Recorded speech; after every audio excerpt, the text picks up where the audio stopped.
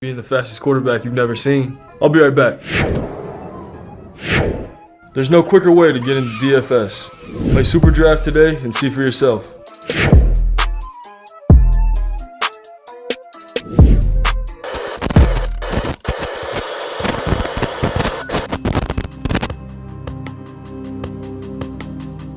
We're behind. They're all fired up.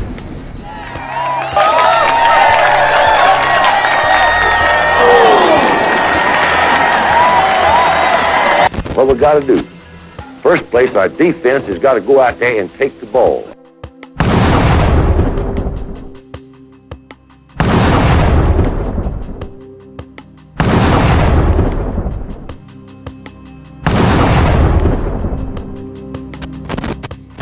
Then when we get the ball, we got to have 11 people that's going to do their job and try to score every time you get the football.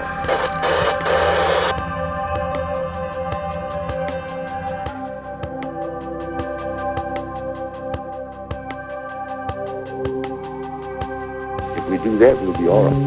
That will be all right.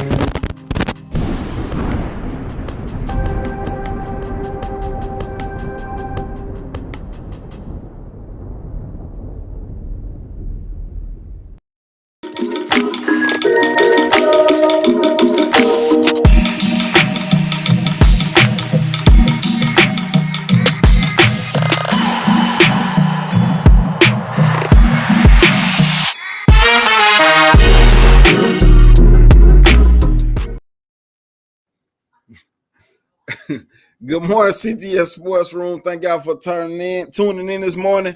And this is another episode of the Special Teams Podcast. And today I'm about to do a Texas recruiting show. And as y'all see my title, Texas land the number 3 recruiting class of 2023.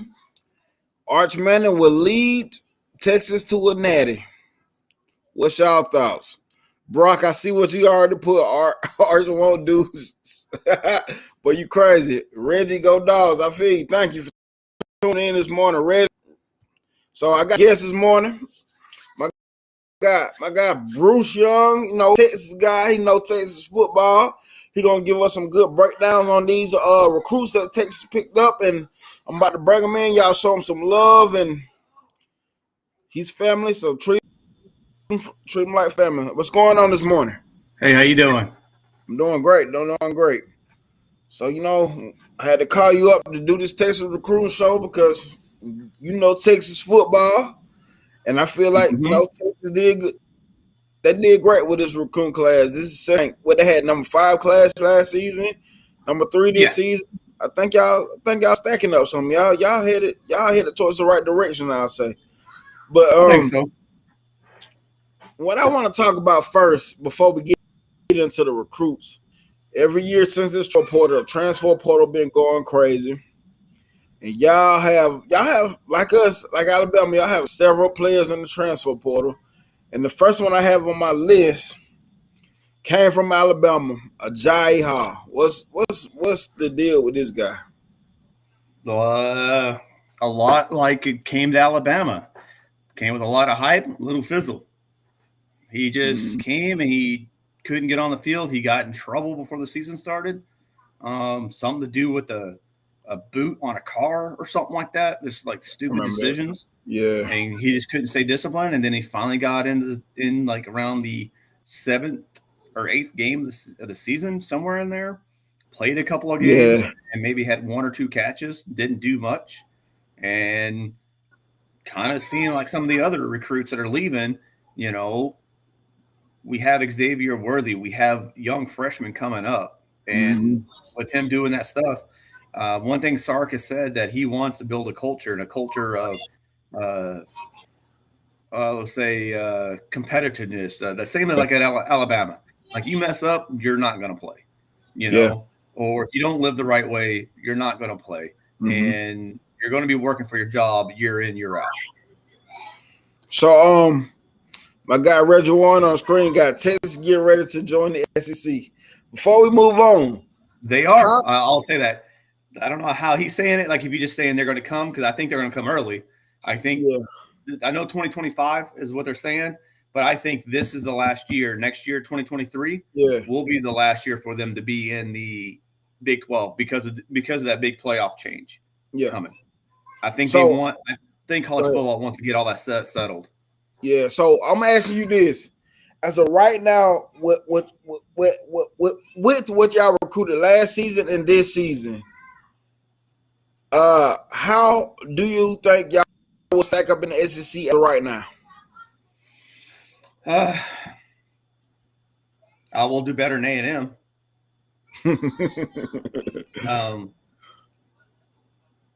I'll say we're about where LSU's at. Okay. I'm going to say we're going to be better. We're going to be better than Ole Miss or Mississippi State, right? That are always challenging. Now, I'm not going to say we're going to come in like we kind of saw this year how Alabama came to Texas and barely won. I think that was more of the environment and the team being undisciplined, not a Saban team that put them in that predicament. I don't think Texas had the talent to really rival with Alabama. But then again, does Tennessee really? Yeah. So, but I think we're heading in that direction. That I think we can be dominant in the SEC just because we are the flagship of the state. Like, A&M, like we'll start seeing like A&M had that class last year. And then it's kind of funny how Jimbo was saying about the transfer portal and all that types of stuff. But yet last year he paid for the whole class.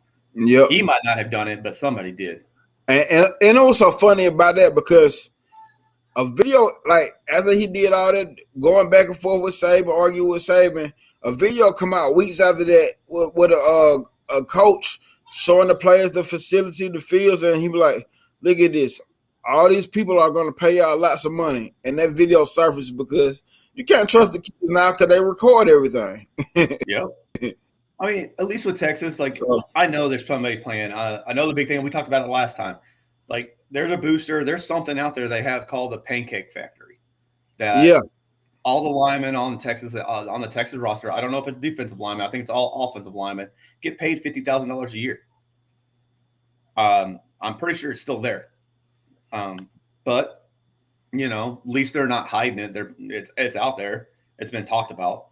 Yeah. And that's one of the things I remember we talked about this before about the Pancake Factory last time we did the show. Stephen Hicks, Roll Tide, Nick Saban, Junior, brother, Roll Tide to you too. Thanks for tuning in this morning. But we talked about the Pancake Factory.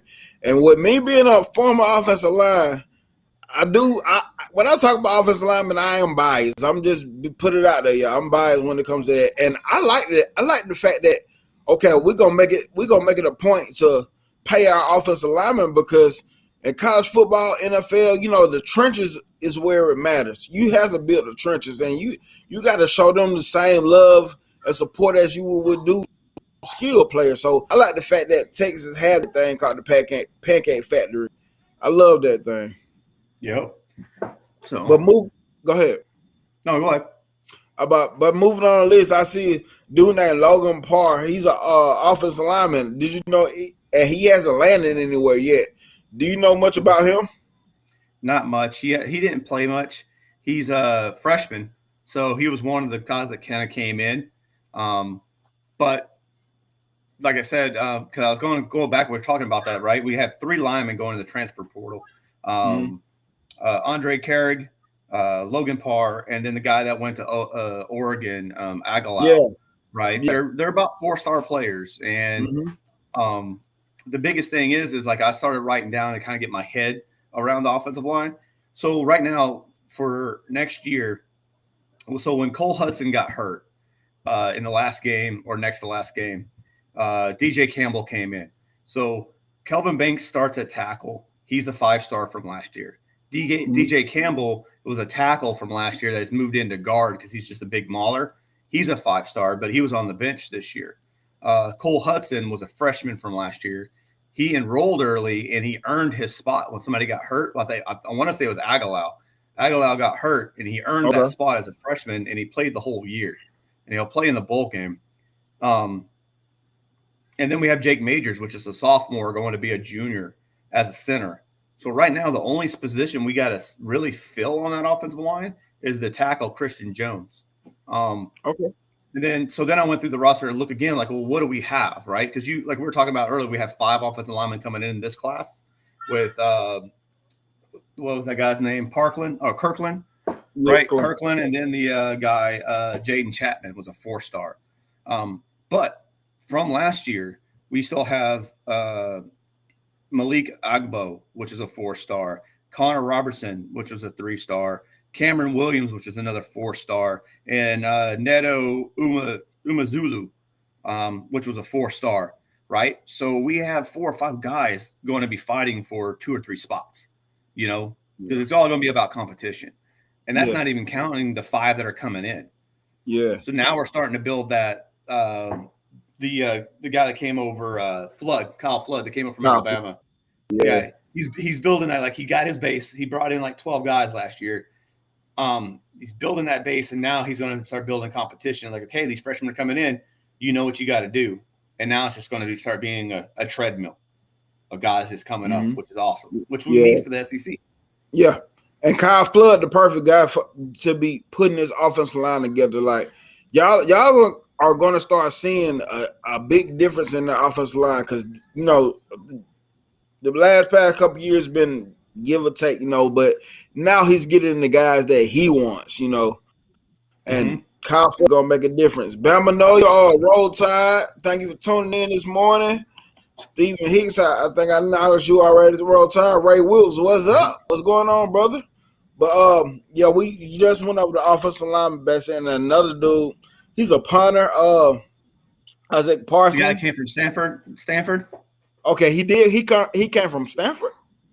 Yes, the transfer coming. Yeah. He's a 3-star. He's hopefully going to be a lot better than what we had. We had like an Australian type punter, somebody like that, and too many times he put our defense into bad positions. Like, he could not punt it very far. I'm looking forward to this guy. I don't know much about him, but our 2 transfers coming in are what we need. And that's what I like about Sarkisian and them coming in. Like, they don't go out and just get willy-nilly anybody just to get numbers. Like, he's going out there and he's like, okay, I need cornerback. So we got the guy from Wake Forest, Gavin Holmes, which is a 4-star. With his star going up from his high school, he's improved. And then the punter, he's like a 3-star, but I mean, that's punters. Yeah. Y'all have a wide receiver entering the portal. What his name? Troy. Omari. Yeah. Omir. Yeah. Again, he did like catches here and there, but I mean, last year, unfortunately, Xavier Worthy was the main guy. Then you have Jatavion Sanders, the tight end. Yeah, he came in, was a 5-star from about 2 or 3 years ago, and number 0. And then we had Jordan Whittington. Like, we didn't get much. Yeah, we didn't get much. Speaking of the tight end, what's the deal with Jamil Business? Did he enter the draft? I don't know yet. The only people that I know that are going to the draft that have opted out of the bowl game right now has been Bijan, Roshan, the 2 running backs, and Demario Overshown, which all 3 of them are rated to going in the top 4 rounds. I think Overshown and Bijan are both going to go in either the 1st or 2nd round, with Roshan probably going in the 3rd or 4th round. And I'm noticing now that y'all have a lot of offensive linemen that has hit the portal, man. I got the Prince. Go ahead.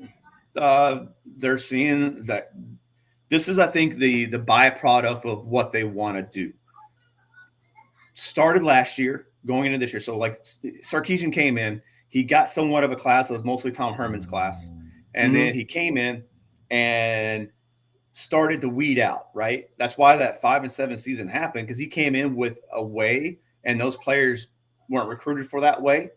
And a lot of them, it rubbed them raw. And so, like, this past offseason, when we got Kelvin Banks and DJ Campbell and all those guys, he went out and recruited for his culture, what he wanted to bring in. And so now some of these other kids, like they're coming in and then they're finding out like there's a wall in front of me. So they're going out. Like, you know, they're like at Alabama. Mm-hmm. They come in, they think, oh, I can do this. And they come in and they get punched in the face and saying like, hey, there's other people better than me. I might as well go to Wake Forest and start every year. Yeah. You know? Because, I mean, think about it. Like, the guys that I'm looking at right now, Junior Aguilar only one that's gone to a team that fights for a national title. Yeah. You know, Oregon. The other ones, like Hudson Card, just committed to Purdue. Yeah. Yeah. Carrick went to Tennessee. I don't know if he'll start. He might. But the other ones are like, you know, Indiana, Arizona State. Yeah. You know, like they want playing time. And maybe that is good for them because sometimes you get on the field and you get drafted. All it takes is you finding up in the sixth round. Yeah. I mean, look at Brock Purdy. He was the last guy drafted, and now he's starting in the NFL. And speaking of Brock Purdy, I look at football. I look at football, and I was that he got drafted Mr. Irrelevant. When you look at some of the quarterbacks that went before him, I'm like, why did y'all think he was last round, last pick worthy? Like when he put that time at Iowa State, he stuck through the program and he did good for Iowa State. Now, don't get me wrong, he didn't put up Bryce Young numbers and no, but he had them ranked. Yes, that's the thing. Yes. Is they weren't. What were they even? I know we beat them this year. I don't even think they were. They were one of the teams that had the great defense, so they were in every game, but they never really won many games. Yeah, matter of fact, that game I thought we was texting back and forth actually, and they was getting up on the in that game. Mm-hmm. But yeah, so I look at football. I'm like, no, Brock Purdy is a football player, and people thought how crazy. I said from Iowa State. I said you can't look at the school. I said you got to look at what he did for the school. Like that dude is a football player, and he's showing it now. Because this is what I thought. Go ahead. Go with that. Dallas Cowboys, Longhorn, Texas. Mm-hmm. Dak Prescott. Yeah, the kid was a 4th round pick. Mm-hmm. And you go back and look at it, he had Mississippi State ranked number 1. Yes. Who did he have on that team? Yes, right. And it's just because he was a running quarterback that didn't throw much, kind of like Vince Young when he first kind of started at Texas. You know, they underestimated what his smarts was, what his IQ was, and then how much he could actually develop over time. Because now if you look at Dak Prescott, he's not the same quarterback he was in Mississippi State. He's a pocket passer more now. Yes. But yeah, like, so going off script here, but it's good convo. But San Francisco 49ers situation, for one, I understand the reason why they wanted to kind of fizzle out with Jimmy Garoppolo, but Jimmy Garoppolo, to me, he's a decent he's a good NFL quarterback. He's decent. Like, he really doesn't hurt you. But I understand why, because he's injury prone. Now, Trey Lance, not saying the kid that can't be good, but I wouldn't, if I was an NFL guy, I wouldn't have drafted him so early because he played for North Dakota State. You're talking about a division where they get all the good athletes and they play their competition because all the good athletes that's going to the level are going there. And he got one full season, and the COVID year, he only played one game. So for me, that wasn't enough. And now I guarantee you that San Francisco is second guessing this pick. Now, don't get me wrong, he's injured. So he still has time to show what he does, but it's going to be hard to fight back if Brock Purdy keep doing what he's doing, especially if he get them deep into the playoffs. It's going to be hard to fight back from that. Well, let's just think of the unthinkable. What if the guy takes him to the Super Bowl and wins it just because of that defense? Yes, facts. They have a Super Bowl caliber defense led by my guy DeMeco Ryans, Roll Tide. Yep. I mean, what was that they were talking about? I saw the other day, like there was like 70 players active in the NFL right now from Alabama. Yes, right now. That is crazy. Man. That's crazy. It's crazy, man. Look, listen, respect for Saban. Listen, the top 2 rushers are Josh Jacobs and Derrick Henry. Then Nick Chubb. This is so. But I see y'all got a cornerback from Wake Forest, Gavin Holmes. Do you know anything about him?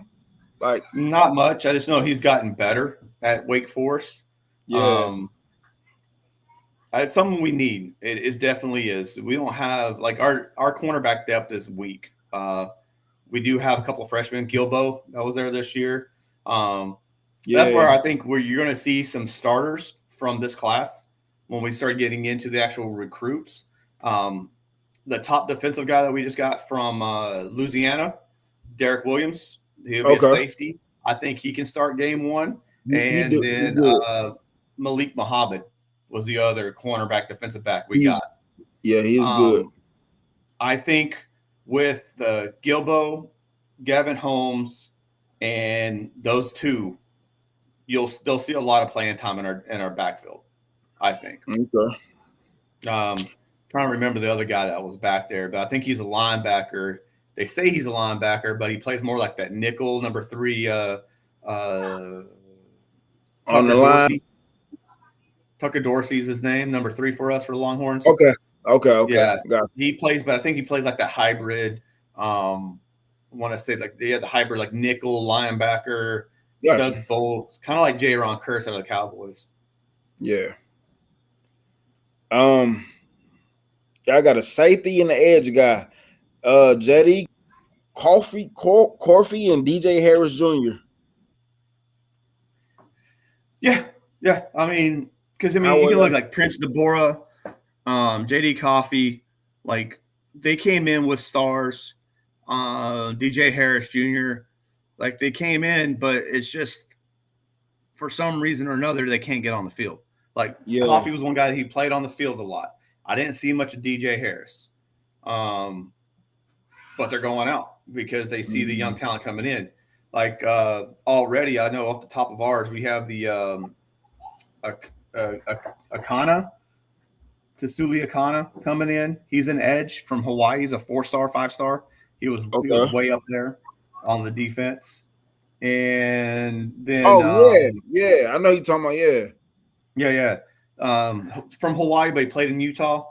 Colton Vasek is coming in. Colton Vasek is an actual early enrollee, where Akana is going to come in later. Now Vasek, he is kind of, to me, JJ Watt-ish, the Bosa brothers ish. Like like that 5 technique. Yeah, like the edge 5 technique. Yeah, somewhere in there. Because Vasek was let's see here. They say he's 6'5", 230. Yeah, that's the thing I like about a lot of this class, especially our linemen. When I was looking at our linemen, they're all 6'5", 6'4", 6'6". Yes, and only 2 of them are at 300 pounds. One's at 280, one's at 300. The other 3 were 350 on offensive line.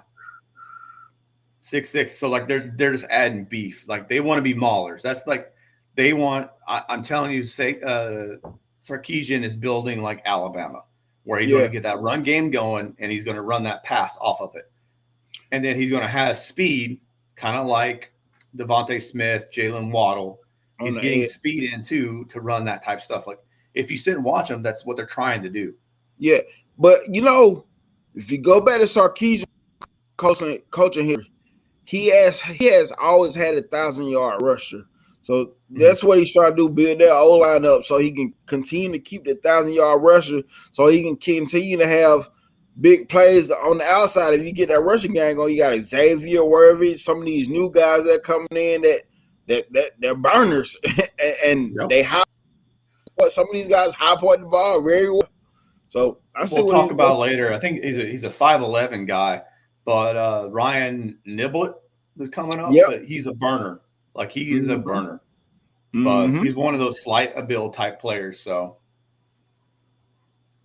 all right. So I'm gonna go over one more, then we're gonna move on because y'all got a lot of transfers. But I mean, you look at them, and they're 4 stars, some of them, but they didn't see the field much. Like I'm going through the list, and none of them are the kid, the number 88 kid, the edge. I can't remember him. Swarrell. Like I heard his name all the time. but I don't see him on the transfer portal. So it Mm. wasn't somebody. None of these like raise a red flag. And Aguilar was hurt the whole year. He would have started. He would have been the one. But we had a replacement in Cole Hudson that's younger. So roll tide, everybody, I guess. Steve William Brown, what's going on? Thanks for tuning in, sir. So Hudson, who's that guy, Bama Nolan, that's out there? Is he hunting? Is that what he's saying right now? He's hunting. That's what it sounds like. Yeah. he invited us last night on the show. He said, "If y'all come to New Orleans, we can tailgate at his house." I appreciate that. Nice. How do you think he'll do at Purdue? I think he'll do pretty well at Purdue. Oh yeah, I think he will. He has that mental toughness to be a Big Ten quarterback.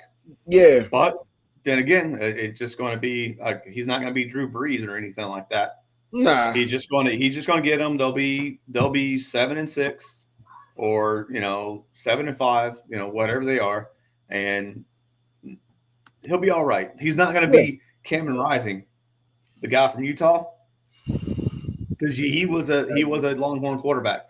Him, the kid in Nebraska that played last year. Can't remember his name. Cameron Williams, I think his name. I don't know. The guy's at Nebraska this year. He was a quarterback with Hudson Card last year and started most of the games. I can't remember his name. Thompson. Yes, Casey Thompson. That's what his name was. Not Williams. Yes. Casey Thompson. But him, Rising, and Hudson Carr were all in the same quarterback room with Sam Ellinger. Like that whole lineage was like right through there, right? And they just never could get on the field. And I think Cameron Rising was the only one that should have been on the field. Obviously, he's proven it in Utah. Mm-hmm. Like if that guy could have come to Texas and done something. Yeah. I mean, he was here. We let him go. Utah did their thing, man. They've been doing their thing the past 2 years too, man. Like, Utah. And that's why I try to tell people too about. I said, y'all don't understand. I said, a lot of people don't pay football closely. I said, USC lost twice this season. I said twice, and the second time was bad. Yeah, I think USC is going to have a hard time. They can't get defense. Like I don't know why they didn't pick up much defensive talent this year either. So I'm gonna ask you this question. Roll Tide Spencer, thank you for tuning in. Matter of fact, Spencer asked this question last night. That what are your top 5 teams that is a must win for in this bowl game, in these bowl seasons right now? Your top 5 teams, and it's a must win for them.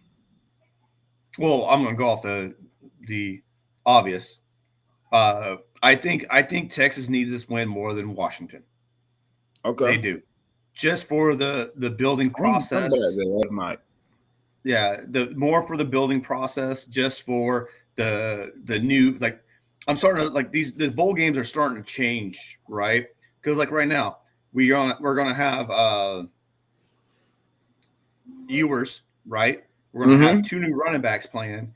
We're going to have, since Aguilar is out, I think Hudson's coming back, but I'm pretty sure a new offensive line up front. Like this is like a new preseason game for next year. Like you win this game, you come in there, and then you're going to have that momentum riding into the spring practices and all that type of stuff, bringing in the new players coming in saying, hey, this is what we do. It works. Fall in line type thing, Yeah. Texas they have to win the game. I'm not going to say it's going to ruin it if they don't, but they can't get blown out. Yeah. So it's they got to win it.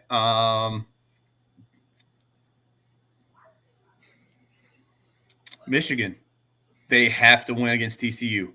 I said the same thing last night. Like Ohio State, if they lose, they lose. It's against the number 1 team in the nation. If I think if they win, it's very big for them because it kind of erases. Like I kind of heard on ESPN this morning with Desmond Howard talking about like Ohio State needs to win because they need to wash out that taste of the Michigan loss, right? Because they were talking all year long, hey, Michigan only won because it was in Ann Arbor, it was sleeting, it was this and all of that stuff. But then Michigan went into the horseshoe and whipped them up by 3 touchdowns, right? I think they need it for that, but Michigan to cement itself as a national tier program like Ohio State and not just somebody that's there, they have to win. They can't lose to TCU. Now, I'm going to say this, though. I got you for 2 right now, but we're going to pause that right now. I'm going to say this. The reason why I say Ohio State is being Davis, because I think more pressure will be on Ryan Davis if he loses game, because, you know, he got to the national championship, got smoked by Alabama, then got beat last year by Michigan, and they got beat again this year by Michigan. So now I think it's gonna be more pressure on him for it. Like, it's a must win. But yes, I agree. It's against Georgia, the number 1 team. But I think it's gonna be. I'm not saying he'll be in the hot seat. Not saying that at all. But it's gonna be. They're gonna start talking now. Like, is Ryan Davis the one that's gonna be able to get you over the hump? Because this is what I said when Ryan Davis would first come in. People was quick to hop on. He's a great coach. I said, I can't agree to he's a great coach. They'll be like, well, he got to the Natty. I said, he to the Natty off of Urban Meyer recruit still. When that fizzle out, we're going to see what Ryan Davis is really going to. And now we're kind of seeing what Ryan Davis is really doing. He's a good coach, but I'm not putting him in there. So if it's a must win for him, I say. Yeah. I'll say that. Yeah. Because now, like you said, it's going to go from that low heat to medium heat. Yeah. And then if he loses to Michigan again next year, you're going to crank it up. And tell you the truth, Michigan has a pretty tough team, and they're going to come back next year. That quarterback is back. They're going to come. Yep. USC. I know it's the same thing. There. I think it's his first year there, but he's proven at Oklahoma. It's like almost a rinse repeat. Great offense, crappy defense. And he's already got it in USC. And if he goes out, who are they playing? Freak, I can't even remember. Dang it. I can't remember right now. Are people in the ball games this year? Wonder what.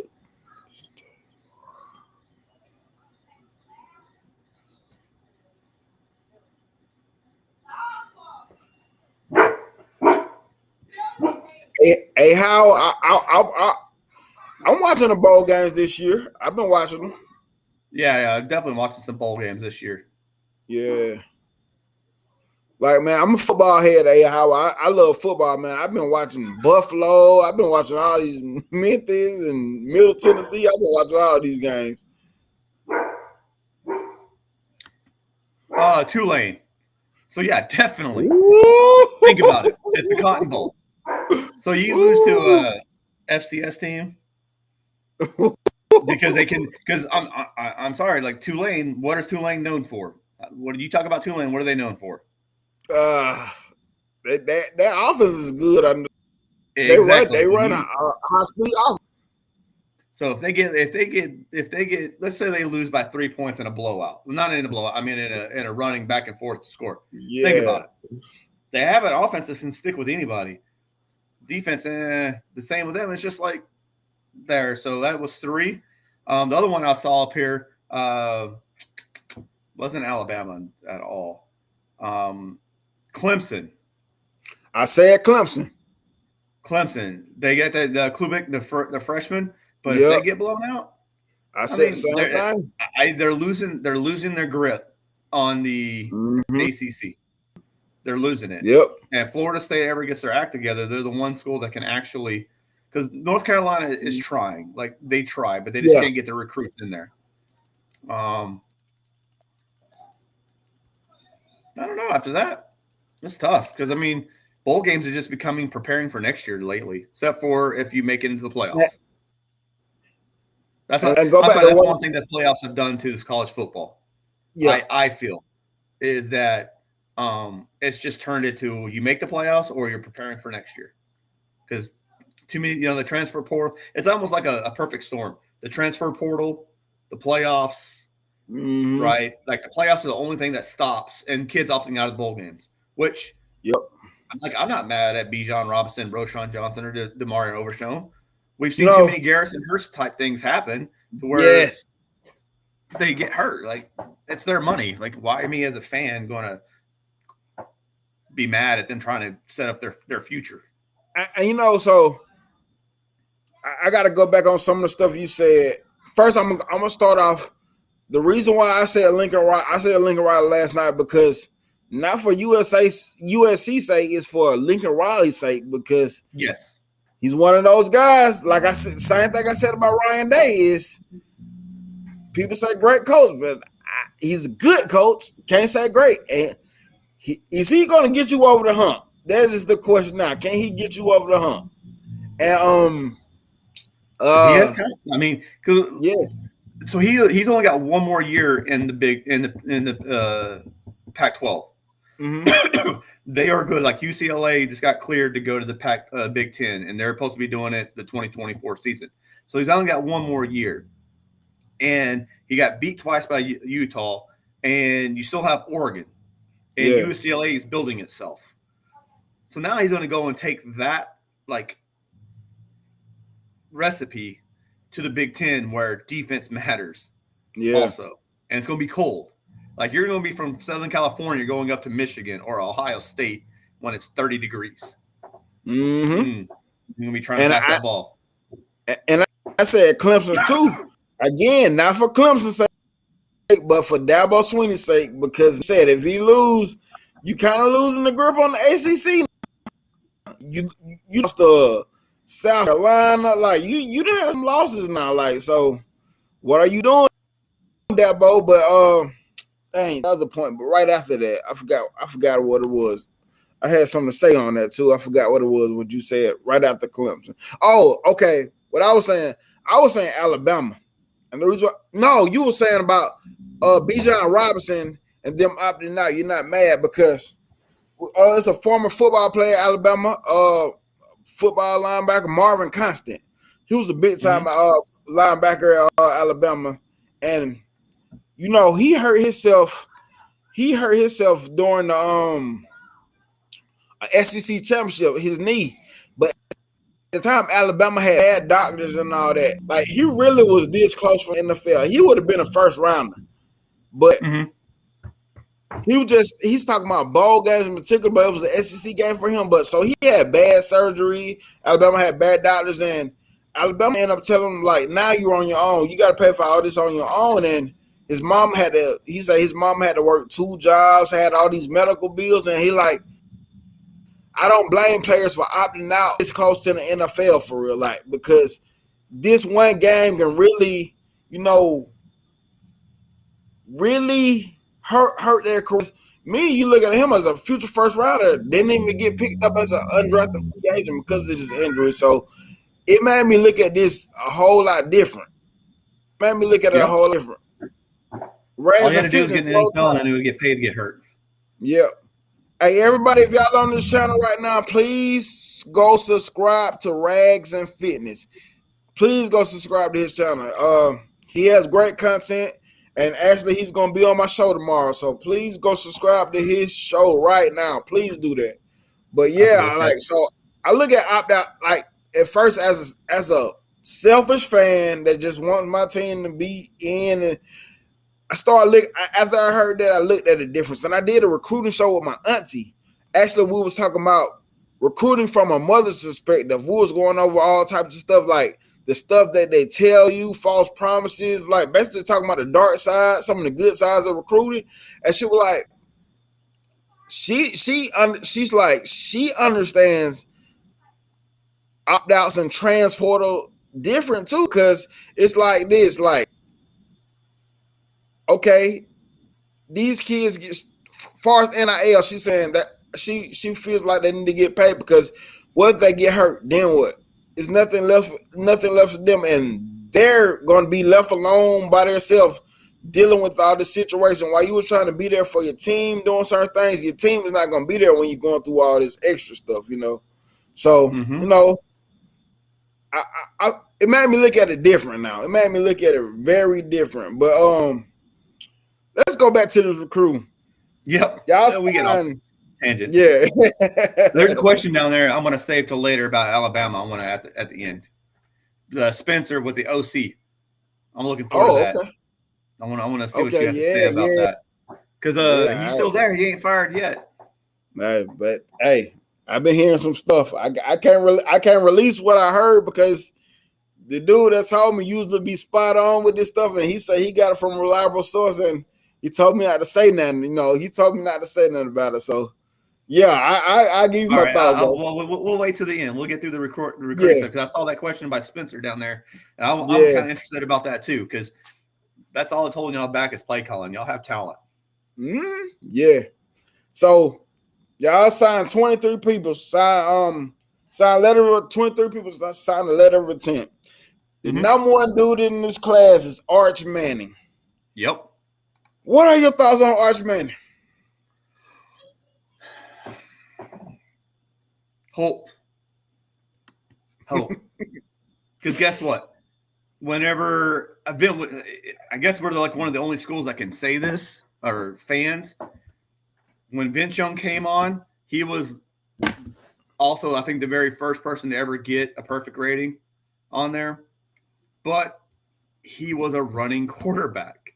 And it took us 2 years to get him to where he was throwing to what you saw in the national title game. He just didn't come on like what was his name? Clemson, Jacksonville quarterback, Trevor Lawrence. Trevor Lawrence, yeah. Like just basically took it from year one, forced the other dude out, right? The coach had to make the decision, forced the other dude out, and just took the reins and won the national title. It wasn't like that. We had to go through 2 years of him growing, and then that third year, it was national title time. And it was a perfect class because that whole class got together and basically saying, hey, we're going to build culture. This is what we're going to do. We haven't had anything since then either. Yeah. But then now we have the other perfect, supposedly rated quarterback in Quinn Ewers. And you can see the talent. The kid can throw. Like when you sit back and watch him, it looks like he's just barely throwing the ball and he goes 60 yards. But the problem with it is his mental part. Like you can see it.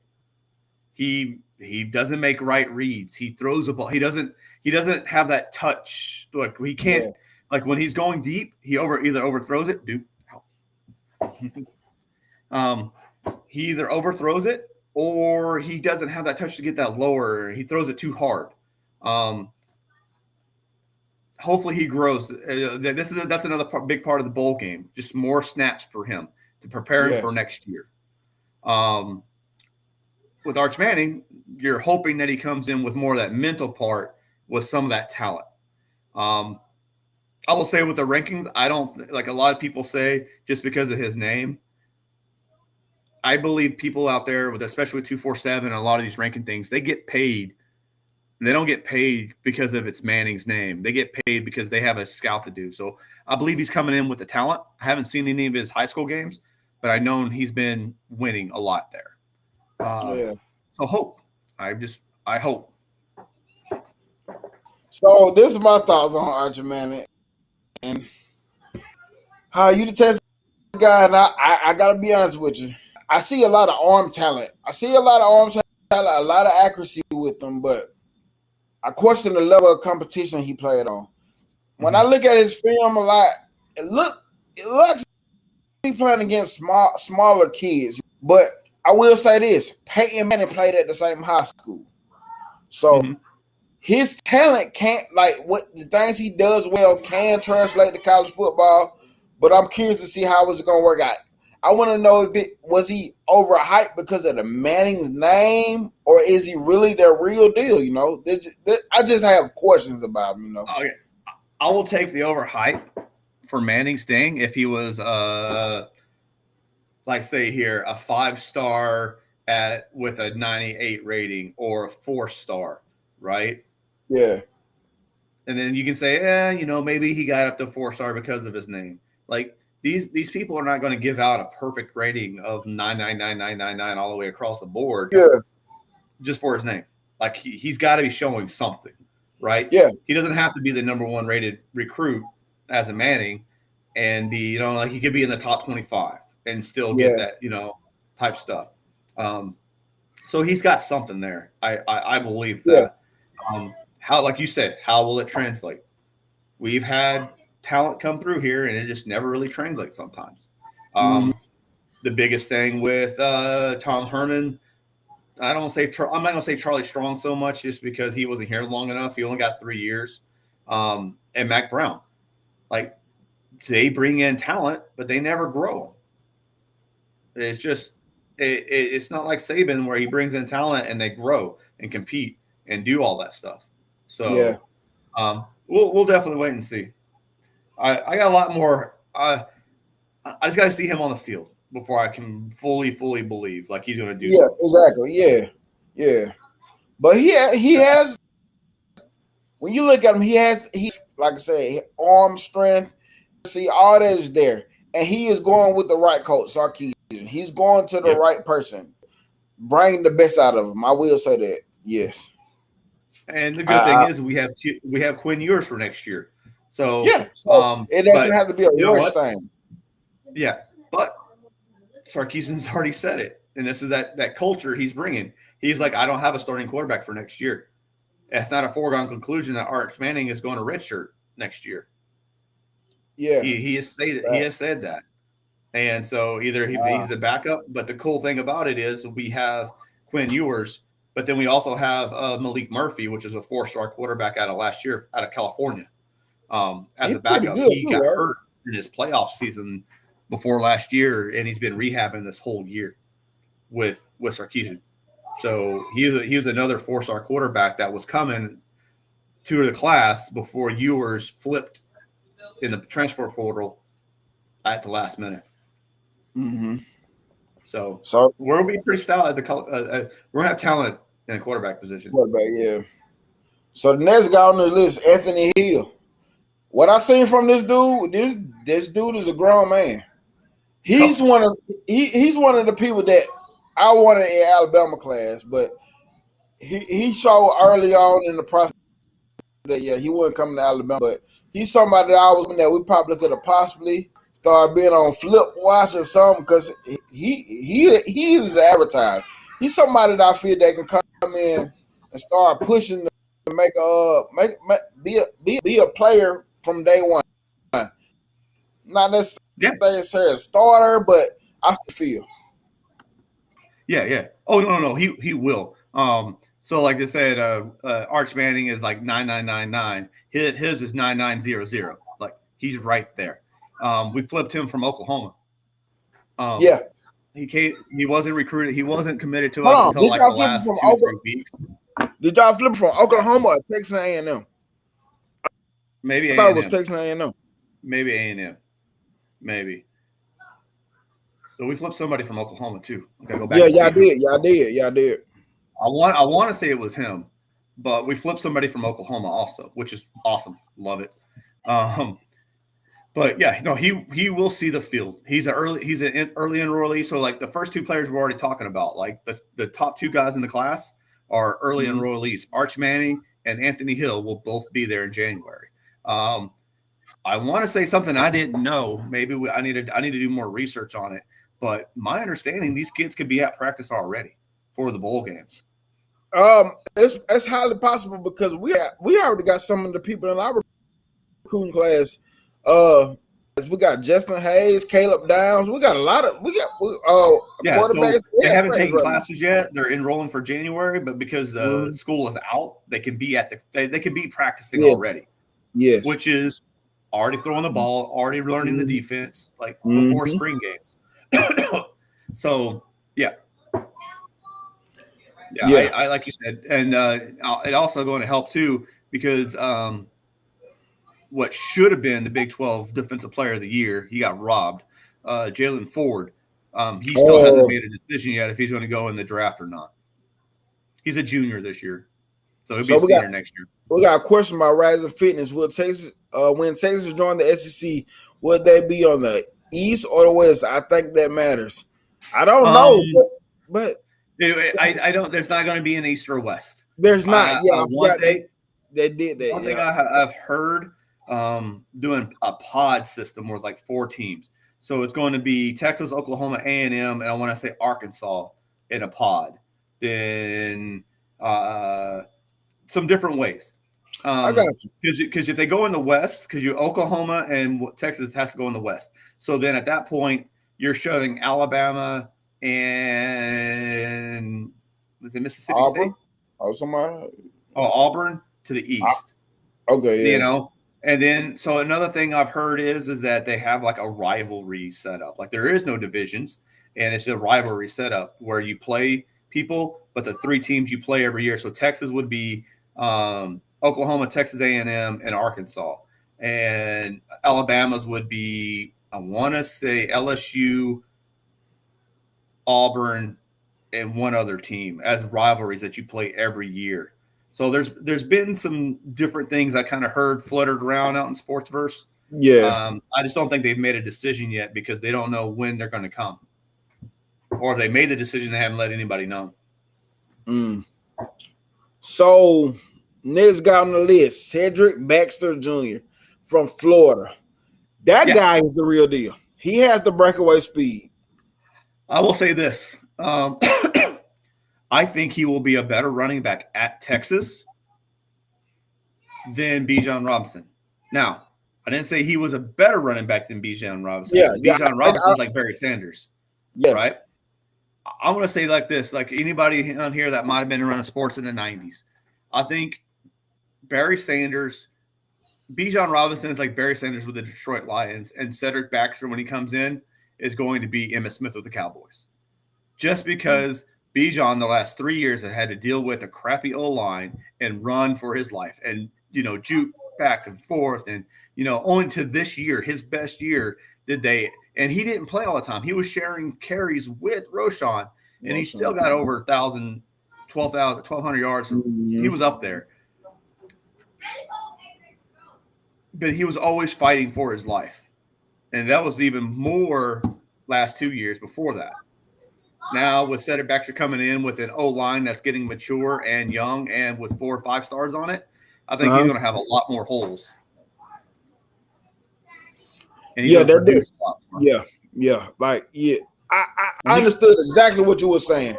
I understood that. And he's an early enrollee also. See? The top 3 guys so far have been early enrollees. See, and that's always good for a program we have. Because I want to say it right now. So Arch Manning, Anthony Hill, Cedric Baxter, Deontay Cook, which is the receiver, is the next guy down. The receiver coming in, Malik Muhammad, Derek Williams. Yep. Nope, Derek Williams is not an early enrollee. So the first 5 guys that are top rated on our list, they're all early enrollees and all have a chance to hit the field game 1, except for maybe Arch Manning, unless he completely beats out Quinn Ewers. And I mean, he has to be head and shoulders above Quinn Ewers. The one thing about Sarkisian is he does not like to start freshman quarterbacks if he has somebody there. Like Mac Jones, Jalen Hurts. Was he there with Jalen Hurts? I don't think he started there with Jalen Hurts. No. I think because he had Tua, because Jalen Hurts over Tua, but then Hurts or Tua over that, and then Mac Jones when he had Bryce Young there. Yeah. He started Mac Jones over Bryce Young. Yeah, but the dude y'all got next, Cook, that dude. Yep. That dude. I've been following him for a long time, and I'm like, this dude, he's somebody. He's a playmaker. Yes, he's going to complement. When they want to be a starter, get on the field, he's going to complement Xavier Worthy very well. That is going to be even though it's going to be probably a 1-year thing because Xavier Worthy gone next year after next season. But I tell you the truth, I'm still waiting until after the spring game. I think Xavier Worthy is prime for the transfer portal at some point. Ooh. I'm going to say that. I'm going to say that right now. I worry about him. I don't know. There's something in my gut saying something about him that I just don't know. I hope he stays. I think that if John Hunter Cook comes in and there's that DeAndre Moore that we got after signing day, next day, the 4-star, we picked him up, and then Ryan Niblett, yeah. So we have a 5-star receiver and 2 4-stars that are high ranked 4-stars. 9.5 and above on the ranking. they're coming in. So that's 3 freshmen. Plus, we had the freshmen from last year come in. And we still have the guy that I haven't heard much about, but we got from Wyoming, that last transfer portal, but he got hurt in the fall, coming in. Isaiah Namor or Isaiah something. They came in from Wyoming. I think he's getting a year because he got hurt to play again this year. So we're going to have a stacked receiver room also. Now, if those young guys start, he gets in the spring game and they start beating them out like he kind of did people before. Because the thing about Xavier Worthy is, yes, he's a burner, but he drops. And he also doesn't fight for the catch. There was many interceptions last year that he should have stopped easily, and he didn't. And he didn't either turn back on the ball. He didn't come back to fight for the ball. I did see that a lot. Yeah. So I think he's somebody, depending on how spring goes, he's somebody that could end up in the transfer portal. I hope not, because he's talented. But I did hear a little bit of that once before, but so if he hit the transfer portal, why would you think it would be? Do you think it's him or Quinn? He might not like the connection with him and yours, or is he the competition or something? Like, why would it be? Maybe some of that. I don't know. I mean, I don't know why some of these kids even go into the portal, but I think he had a down year last year. I think he was frustrated. I think some of that lack of fighting for the ball and some of that stuff was frustration. But then with this talent coming in, with last year's class and this year's class coming in, like the receiver room is going to be talented. And we got guys going up fighting for the ball like Jordan Whittington and all them guys. Like right now, Jordan Whittington hasn't declared for the draft. He's not in the transfer. He good too. So him coming back, the guy from Wyoming coming back, Jatavion Sanders coming back, 3 new freshmen that are high 4 stars and a 5-star. They're two. I want to say 2 of them are early enrollees. I want to say Niblett's an enrollee. No, he's not. So at least one of them's early enrollee. Like, who knows what's going to happen in spring?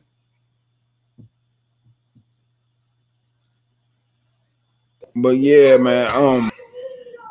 My kids got me messed up right now. You're good. I'm kind of reading these things on the side too. No doubt. You got Malik Muhammad. He is advertised. Matter of fact, he has I can't think of the dude's name, but he has a cousin that signed in this class with him. Him and somebody else are. I think he's an edge rusher, but he's on down the list even more. But Malik Muhammad, he's that dude. We basically just went over him. Derek Williams, he's that guy. He's that guy. I'm looking forward to that guy coming in. See, this is the great thing about I want to say with Texas.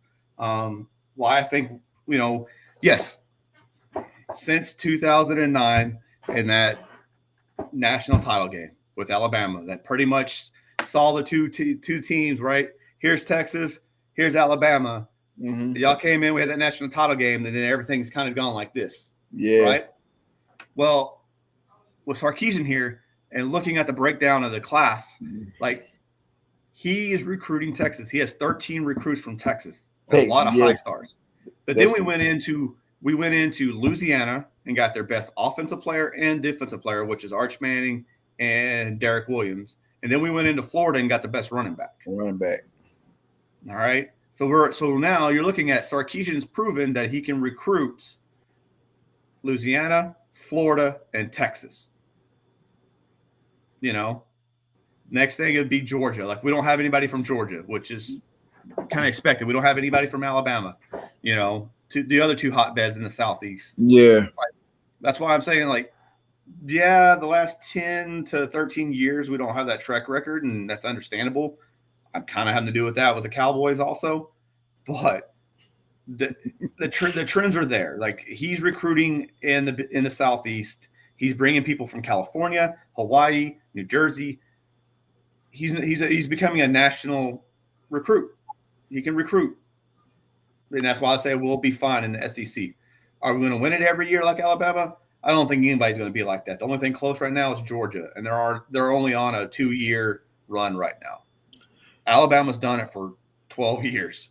Yeah. At the top.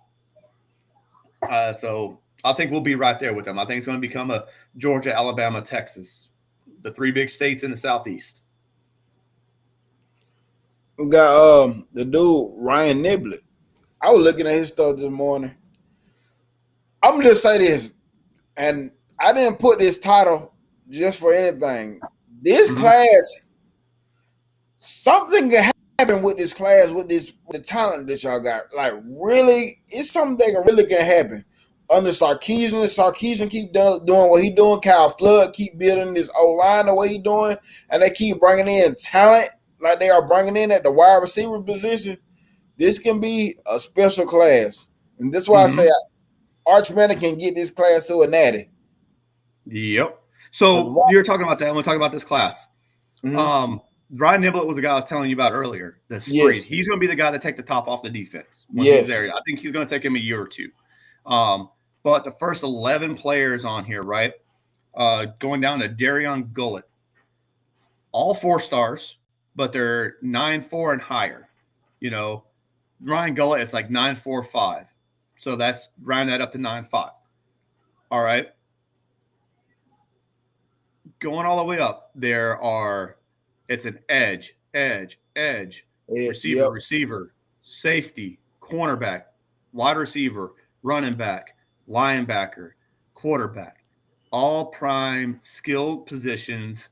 Like when you go into when I kind of heard this with like a Super Bowl roster, you got to have a quarterback, you got to have receiver, cornerback, and edge. Those are the things that you need for a Super Bowl. You need at least one or two people at each position, right? that are blue chippers.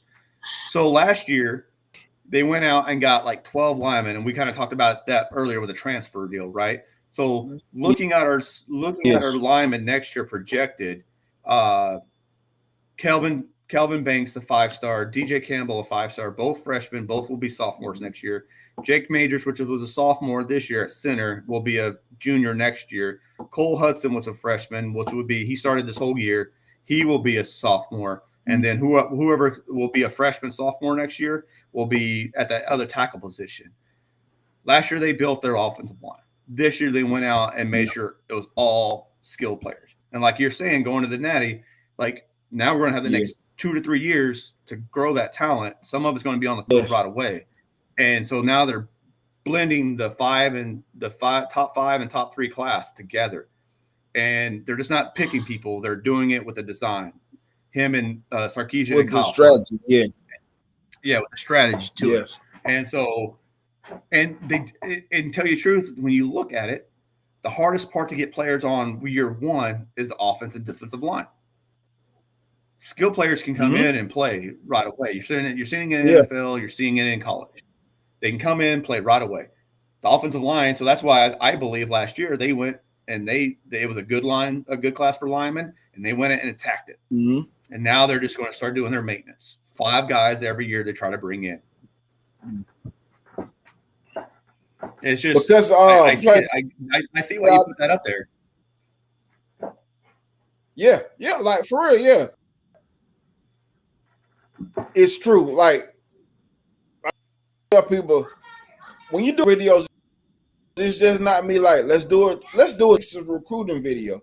For one, some of these dudes highlights through the year because, when they be like, all right, they got Alabama on the list, I go look. But some of these kids, when they got Alabama, so it's like, all right, they can probably go in there.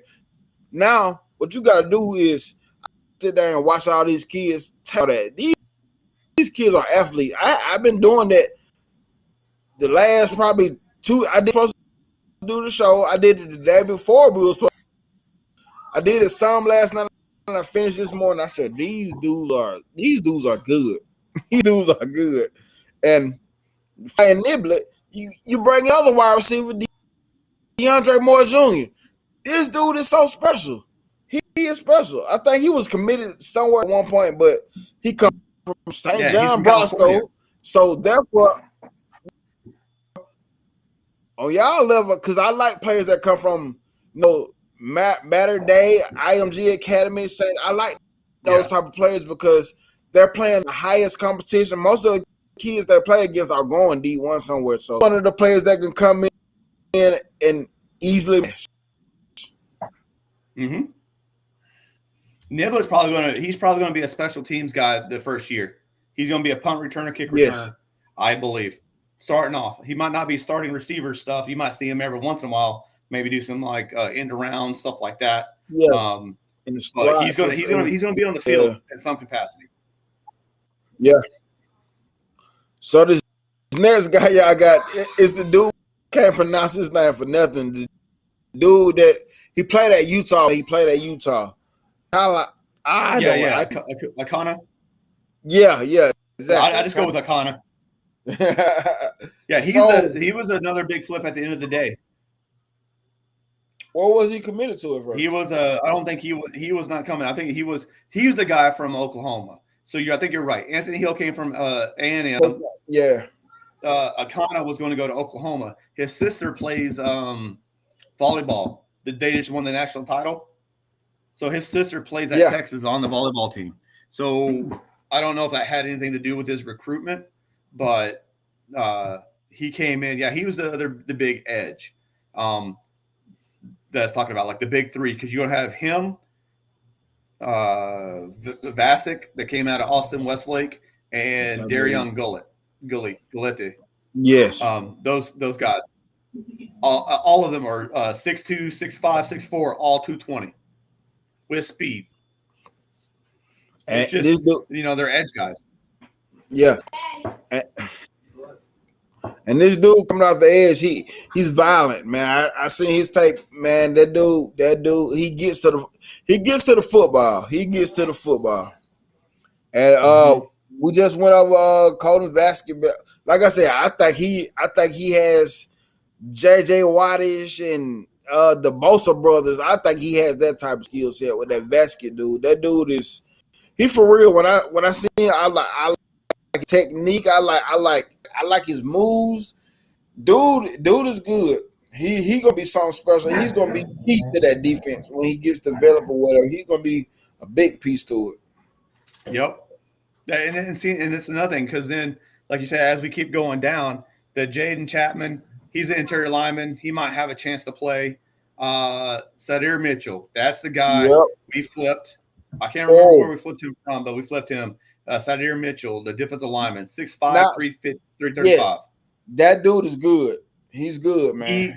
He's good. It's an interior lineman that we need. Like that's them trying to do the stuff on the defensive line now.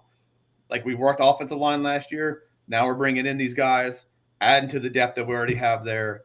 It's just everything you look at the recruiting of Texas points to SEC. Yep. Yeah. Right. Seriously. Yes. And that's why I say what I said inside it, because when you look at like you said, when you start looking at their builds, their heights, their weights, it's that he's building an SEC team. He's building him and Kyle Flood are building an SEC team with even with the linebackers, like all of it. Like they're building an SEC team, especially in the trenches, where it matters. Daddy.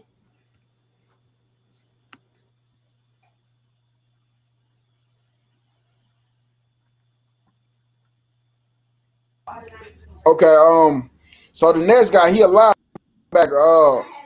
I think his name Samaj or something like that. But he's somebody that I seen when I see him on his tape that he can be a future play caller for the linebackers.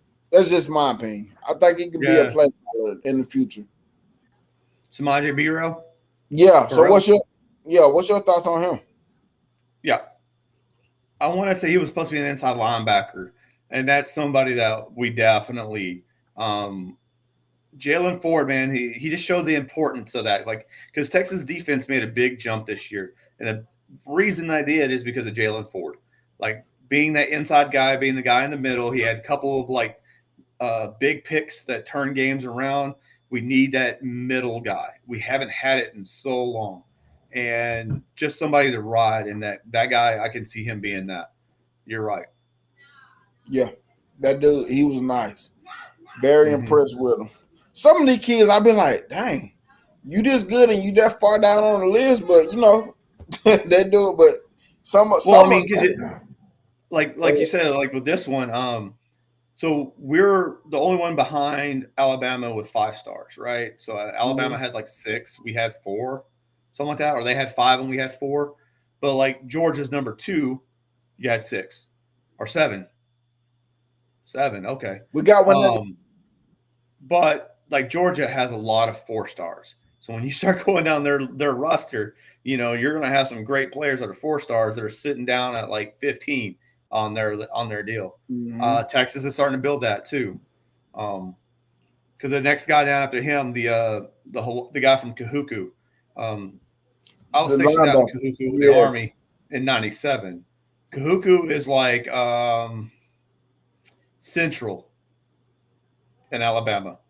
Oh. Like that is so out there they have a prep school called St. Louis something down in Honolulu, but Kahuku is on the north side, the North Island, the north part of Oahu, up in what they call the Kahuku Mountains up there. But they are like the school for Hawaii, and so when you're playing there, you're playing with some talent.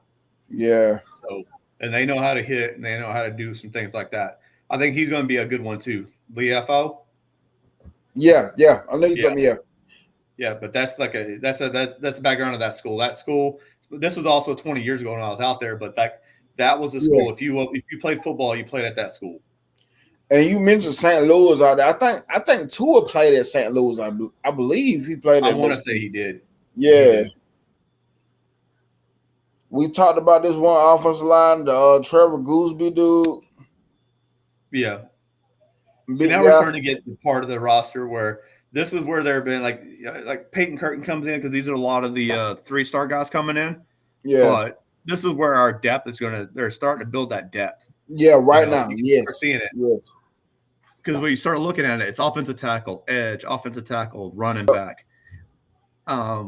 We're building that depth because like we're losing Bijan and Roshan, but we're bringing in the number 1 running back, and this guy will probably get playing time. But we also have Jaden Blue and the guy's gonna be starting next year. Clayton Robinson, huh? Is it Clayton Robinson? Keelan Robinson. The reason why I know because he came from Alabama. Yeah, so he'll be starting, and then Jaden Blue is a freshman from last year that will be playing alongside him. That's a great thing about like with Cedric Baxter, with those 2 guys and him. Like he will, Sarkisian will get all 3 of them on the field. Like he will find ways to put them all on the field. Yeah, and he will run them. Like I won't be surprised if he runs a 12 play drive with 12 runs with 3 different running backs. And see exactly what you just said there. I always find a point to go back to Alabama. That's what we are missing. Me personally, if you look at our running back room, we had the best running back room in the country this year. And Bill O'Brien did not utilize that to his advantage at all. And I was so confused by that because we had a freshman, Jamarion Miller. I think he was from Texas. This dude should have been on the field. Like, don't get me wrong, we had Gibbs and Jason McCullum, but he easily should have been in that rotation at times, and not just for no cleanup duty. Like, he should have been getting real reps, some quality reps, and Bill O'Brien just didn't know how to put it together. No. So this is a dude I got a question about because where he's from South Oak Cliff, and it's a lot of players that come out of there that's been pretty good, and they have some people still there that's going to come up in the future pretty good. His name Billy Walton. Yep. What do you know about him? Because I thought he was pretty good. Now I don't think I think he's going to be a person that he has to sit and develop some. But when he gets his time, if he's sitting and waiting patiently, he can be a dude. Yeah. I mean, because he's a little bit small. I mean, 5 pounds lighter, but he's between that 210, 215, a little bit slighter build. He's going to need a summer, because he's not enrolling early, so he's going to need go through next year, red shirt. Get through that, and then get through a whole off-season program, right? So he's gonna start in the fall, get through the season, get through the whole season, and put on some, like you said, put on some of that bulk. I mean, 215 for an edge player, But I think he does have some good bend. He has some good bend. He can get around the edge. He's gonna have to he's bulk going to up. take some time. Yeah, he's gonna have to bulk up. What he says, Texas, welcome to the SEC. It just means more. And Bama has a special welcome for you. Roll damn Tide. I'm looking forward to is it next September or September? Is it on the 2nd or the 10th? Yeah, when we come to Tuscaloosa? And we're gonna have a new quarterback, so we're gonna have some new things going on. So this is gonna be interesting. It's gonna be big. I hope we get our first SEC win there in Alabama. It's gonna be big for Sarkisian too. If he can pull that win off, that's gonna be big for him too. Yeah, we'll have to talk about another time like that because who are y'all losing? I already know you're losing your best quarterback and your defender. What's coming up behind them? You got Miro, we got Ty Simpson, and we got Eli Holstein. I can't even think of my other guy name. That's the one. That's the quarterback I like. I can't think of his name right. I think it's gonna be between Jalen Miro and Eli Holstein, but that's why we've been saying this offensive coordinator hire that's about to happen. It's about to happen. Yes, they haven't fired him, but his contract ends in like February, and if they haven't extended by now, they're not going to do it. And the word has been out there that Nick Saban already has his OC ready. I'm not going to say the name. I want to so bad, but I'm not going to say it because I was told not to say nothing.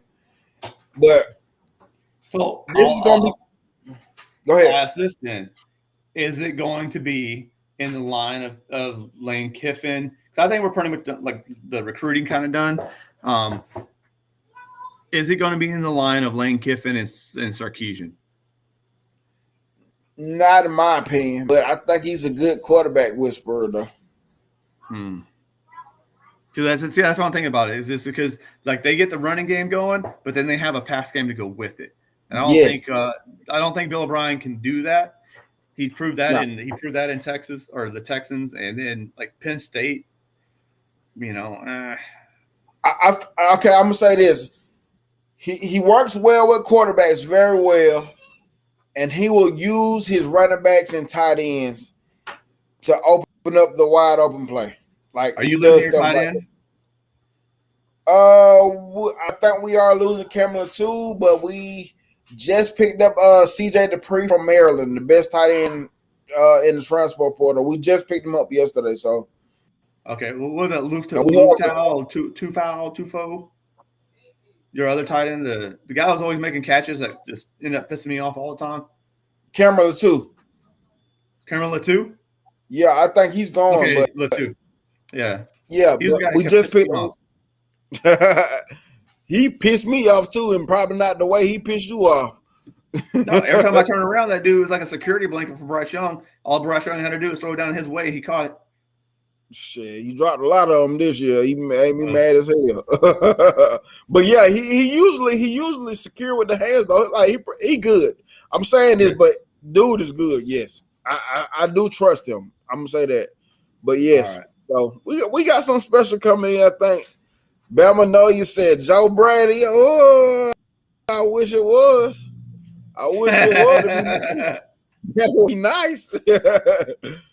Hey, you never know though. Shoot, the source I got, he might be wrong. So shoot. Yeah. In that case, if it's Joe Brady, I hope he is wrong. But we'll see how that goes. Oh, I'm looking forward to next September though, because we got, like I said, this whole class coming in. We had the class from last year. We're building. The offensive line is going to be straight. The defense is going to be in flux a little bit, but then Ewers has another year. I think we can roll up there and win. Yeah, that'd be great. But this dude Peyton Kirkland, we talked about him already. But he's a 3-star. But I feel like he's a 3-star that easily could have been a 4-star. I feel like he's one of the dudes, in my opinion, that could probably get in that rotation. No, he's 6, maybe because he's a tackle. But like that Trevor Goolsby's up there. There's another tackle. Let me see. Let me make sure the other guy, Jaden Chapman's an inside offensive lineman. So yes. So looking back at those two, Kirkland and Connor Stroll coming up here. So you're looking at Goosby's 6'6", 280, but then both Kirkland and Connor Stroll out of Frisco, 6'5", 6'6", 340, 350. Yeah. The tackle spot is what we're going to need because Christian Jones is gone. But I have to go back and see what the positions. I'm pretty sure like Neto, he was, and Hayden Connor, both those guys were highly – they weren't – like one was 4-star, one was 3-star. But they were highly regarded as recruits coming in. And they're going to get the first shot because they've been in a whole – like this is going to be their first offseason through, and they've been in the system for a little while. That's why I think on the offensive line now, because of last year's big class and the success they had with that, with Jake Majors being a sophomore, but then Kevin Banks and Cole Hudson both being freshmen, both being starting the whole year, you already have 3 spots taken up. But when Cole Hudson got hurt in the last game or the next last game, then DJ Campbell came in, which is the other 5-star. So what I think is going to happen for next year, you're already going to have Jake Majors as a junior starting as center. You're going to have Cole Hudson starting on one side, and you're going to have DJ Campbell coming in on the other side. And I want to say DJ Campbell and Kevin Banks will play the same side. So 2 5-stars on want to say the right side. Maybe it's the left side. So those 2 will be on the left side. But then so that really only leaves 1 tackle spot. And we were talking about earlier, there's 5 guys, right? Depending on what position they play, maybe 2 or 3, they're going to be playing for 1 spot. And that's not even counting the guys that are coming in this year. Yeah. So I know one thing that we talked about with Kyle Flood and them, they had to get big the first class. Yeah. Now what he wants to see is if in a perfect world, these guys grow, right? Then this next set has time to grow. And then it's not so much of a shock. So that's why he went really, really big last year to get DJ Campbell, Kelvin Banks, all these guys coming in to where he threw a lot against the wall, a lot of it stuck. And then now he has these other guys coming in. That's why you were talking about they're 3-stars, right? So going back to Peyton Kirkland, I've heard about him too. He's a 3-star, but he has the most upside projection. Like he can be a right tackle in the NFL. Like that's what they're projecting him to be. And he just got to be built because he's coming out of Dr. Phillips School in Orlando. I don't know if that's a big school or not. I don't know. And you would think Orlando, it might be kind of big, but it could be a smaller school for that area. But he's probably I know he's very, very raw. I don't think he's going to hit the field this year unless it's injuries. And what you just said, I agree. And I'm offensive lineman, and that's what I want these young kids to know. Because me and Spencer in the chat, we talk about it all the time that these kids got to realize the offensive line position. Football is a developmental sport anyway, but especially on the offensive line, it is a developmental sport. So when you see these kids that are young in the college process hit the portal, is like, dang, you kind of messing up with your process. You slowing down your development, man. Like, stick it out. Like, as an offensive lineman, all you really need is 1 good year on the college level. That's just for real, I want to say that with Kirkland, so if we look at it, Kelvin Banks started this whole year. He was one of the best freshmen coming in. 5-star, really, really highly rated. 1 year's done. Next year will be 2. If Kirkland redshirts next year, then he'll be a redshirt freshman on Kelvin Banks' junior year, and I think he'll go to the NFL. Yeah. So Kirkland will start at right tackle, depending on how well the other guy's playing over there. He could start at right tackle for 1 year and then shift over and play the last 2 years over at left tackle. Stuff like that. That's why I think they're trying to do these things. Is they hit a home run with DJ Campbell and Kelvin Banks and Cole Hudson, and so they set their lineup great to where now they can develop these guys. Yep, And build, right when Justin Banks goes, up. now you have another guy for 2 more years. Yep, build up like we was talking about earlier. Yes, that's pancake. Thanks a lot to the Pancake Factory. Thanks a lot to IHOP.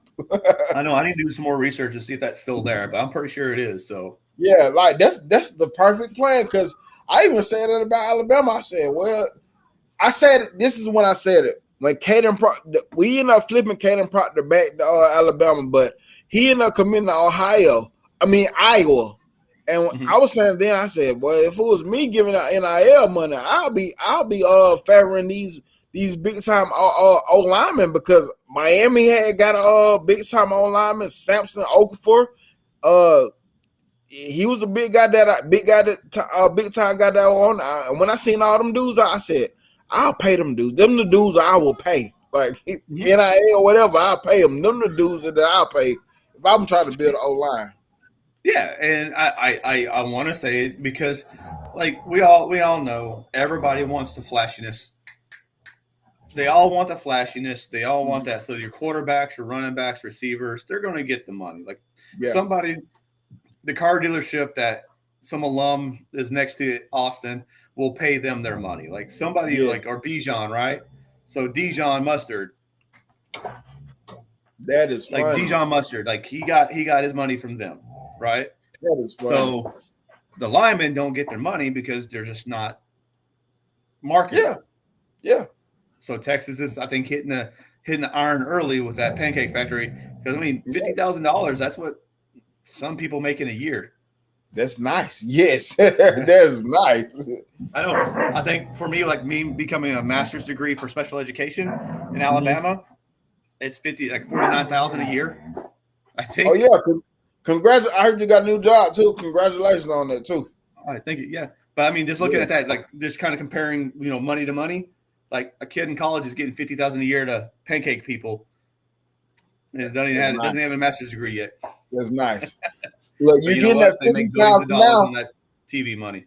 Look, you getting $50,000 now, and you continue to be giving out them pancakes. You're gonna be a top 10 draft pick in the future. So yeah, that's nice. Hey, so Spencer, why is he saying don't say mustard around Tennessee fans? Is it something to do with their color? Is that like an SEC joke? No, yeah, it is because I think it was Tennessee, Ole Miss, the couple seasons ago. And I think it was Tennessee. They got mad and they was throwing mustard bottles. They was throwing all types of crap on the field. I don't know if you remember, but they was throwing So that's why he was saying that. That's what Tennessee like A&M. Like this is the thing about A&M. Like when they're in the Big 12 in the Southwest Conference, kind of like Auburn is for you guys. They're the little brother that can't get out from underneath Big Brother's shadow. And they're pissed off that Texas is coming to the SEC because no matter, like, they think they might be in the SEC first or whatever, they're still going to be upset because Texas will come in and we'll run the table and we'll be good because we're the flagship school in the state. They'll never get bigger than anything. And it's just the way it is. It's just like, like Alabama, Auburn, big brother, little brother.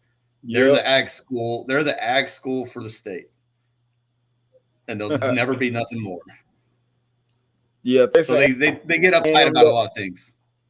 Texas A&M, that their little brother that everything's going. Ever since y'all left, ever since they left, everything's been going good. Now he's coming back to the Christmas dinner with his hot girl and everything. Now his life is going to become miserable again.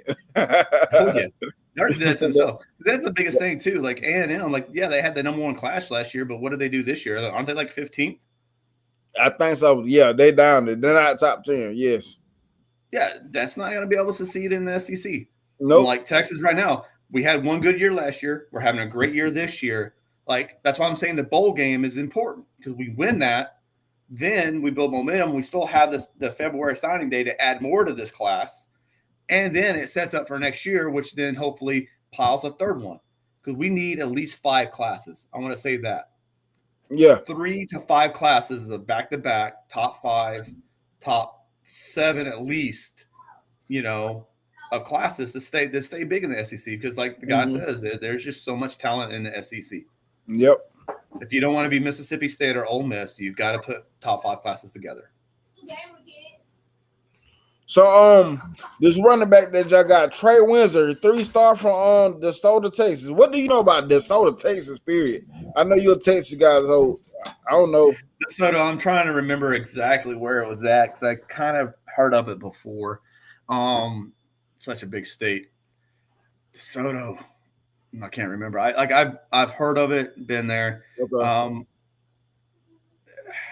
Between him and that Ryan Nesbitt will probably be special team guys. Like there's people saying he's up there. Like, I mean, but he's a slight frame, like that 5'11", 180 pounds. Third down back, receiving back, probably more of an athlete. Right? Yeah. Speed. Yeah. That's going to be the speed. He's going to be like the gadget play type guy. Yeah. You see Stephen Hicks, Texas versus A&M will be a good game. Hook 'em horns. I'm hoping that we get back to the so how y'all have the Iron Bowl that weekend. We always had Thanksgiving Day, like with the Cowboys. It was like you watch the Dallas game at 3 every day on Thanksgiving, and then you turn around and watch the A&M Texas game at night. It was always like at 6:30 or 5:30 or 7:30 or something like that. Then we went to playing on Fridays, and then we've been rotating teams like Baylor. I think it was Baylor this year.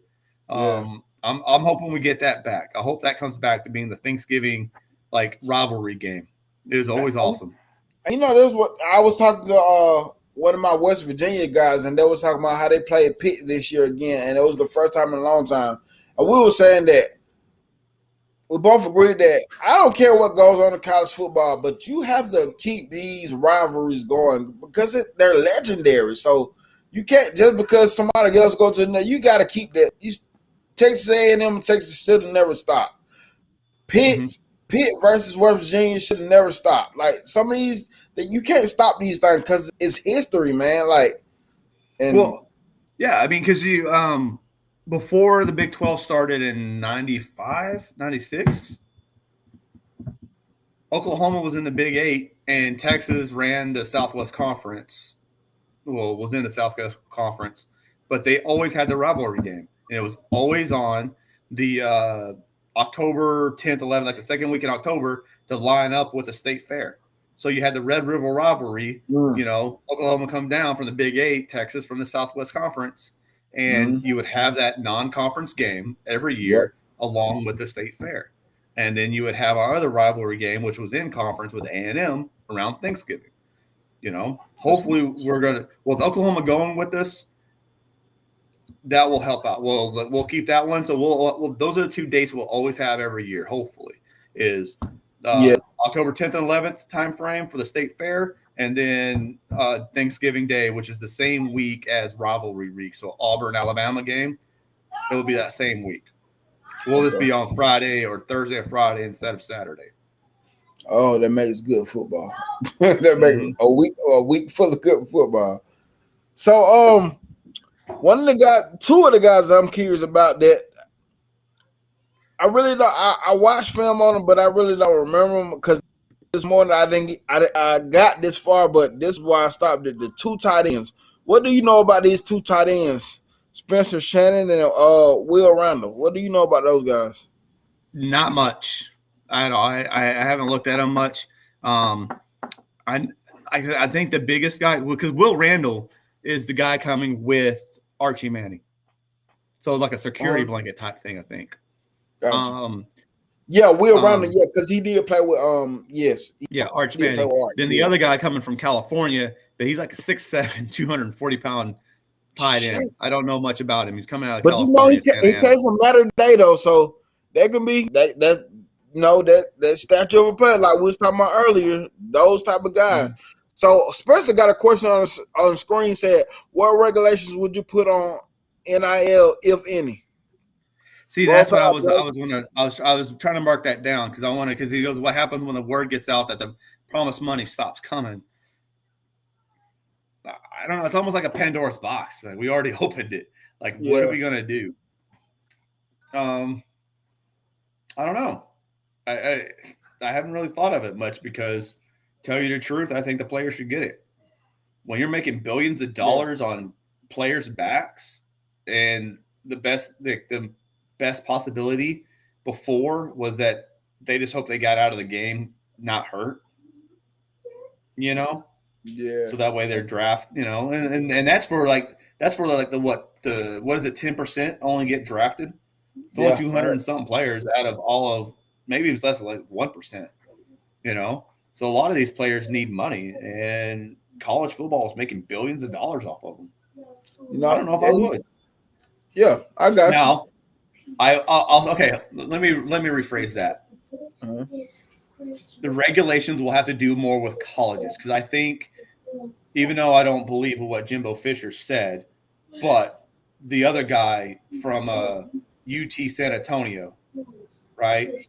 The running that guy, I believe those schools have more of an issue with this NIL money, because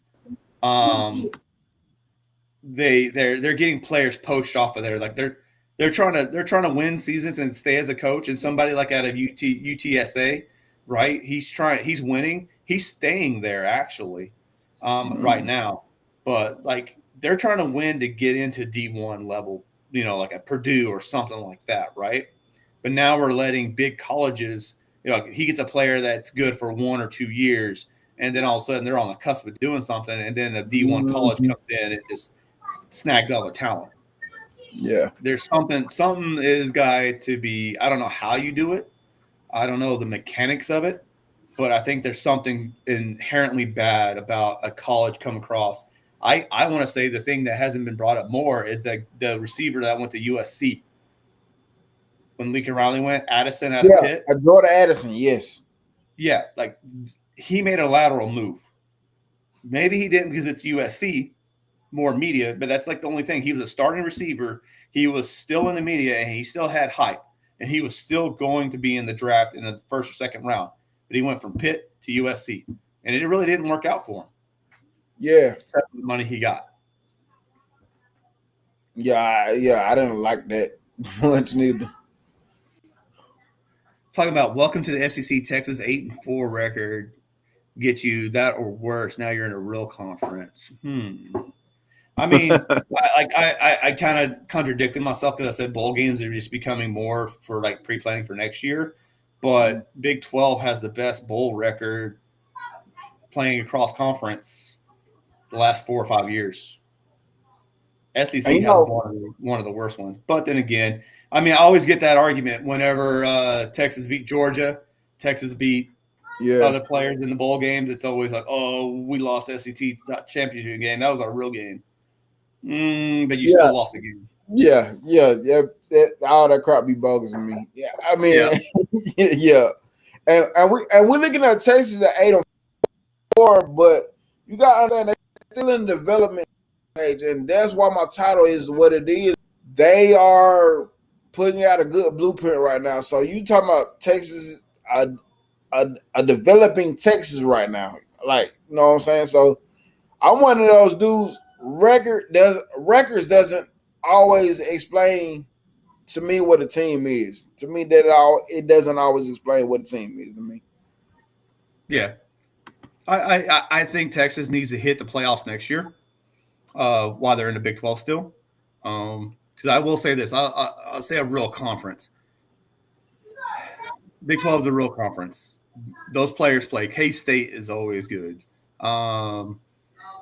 A lot of them things, but I will say that there is just the teams are a little bit just not much more, but they're there because there is not as many Kansas. It's like I think y'all have Vanderbilt and like Kentucky's probably on K-State's level. Yeah, Tennessee jumped out of nowhere this year. Missouri is on Kansas's level. Vanderbilt's a little bit worse than that. So what do you think about NCAA taking a percentage of the TV contracts and paying all student athletes? Well, then if you do that, they're not student athletes anymore. They're a professional player. That's the line that they're trying to figure out is as soon as the school pays a player, besides scholarship, they're not student athletes anymore. They're a professional player. They're making money for the work they're doing.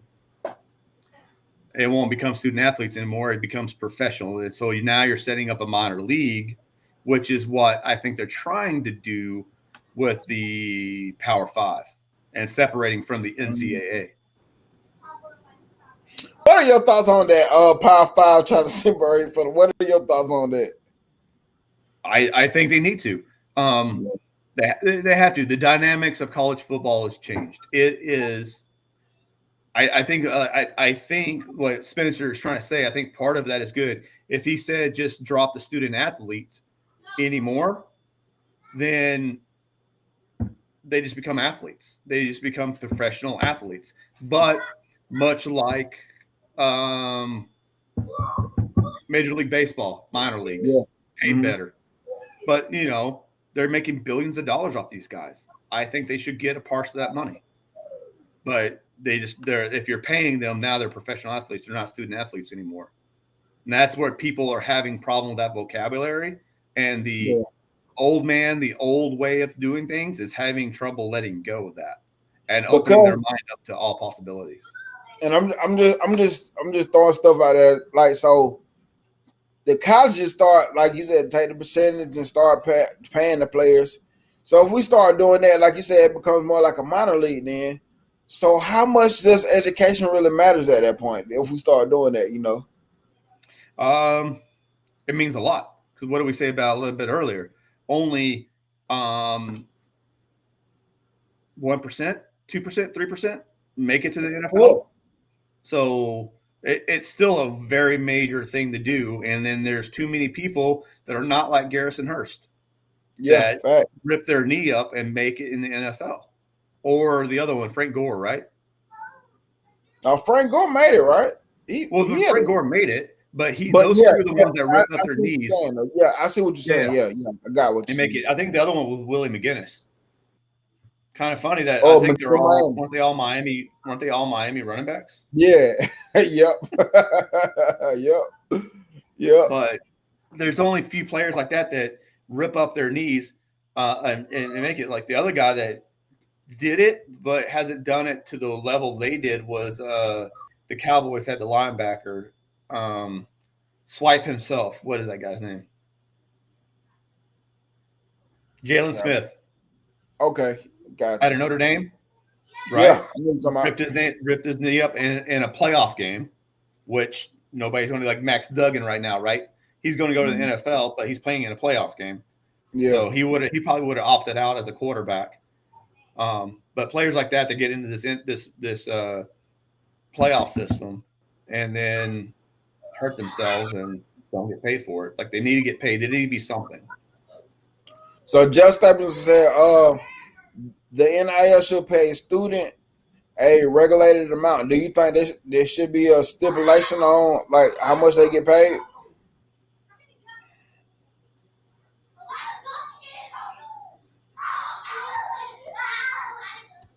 Yeah.